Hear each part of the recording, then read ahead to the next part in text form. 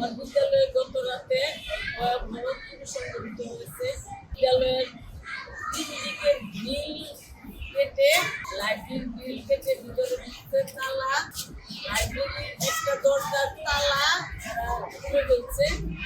খুলে তারপরে ভিতরে ঢুকে আমাদের 5টা ফ্যান, সিলিং ফ্যান, তারপরে একটা প্রজেক্টরের স্পিকার, তারপরে একটা ল্যাপটপ, সি ক্যামেরার এলইডি মনিটর, তারপরে লাইব্রেরির ভিতরে আরো অনেক জিনিসপত্র, এগুলি দাম আনুমানিক মূল্য কমপক্ষে 3-4 লক্ষ টাকা হবে।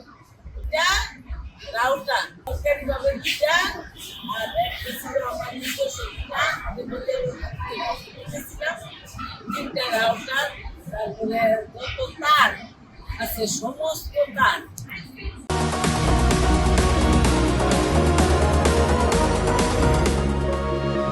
সিসি ক্যামেরার তার, সমস্ত কিছু যা আছে লাইব্রেরির সব কিছু নিয়ে গেছে।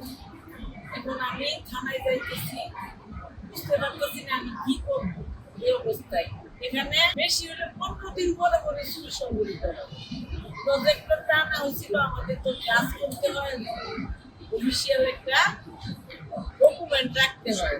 নতুন প্রজেক্টর মাত্র 3 মাস আগে নিয়ে গেছে।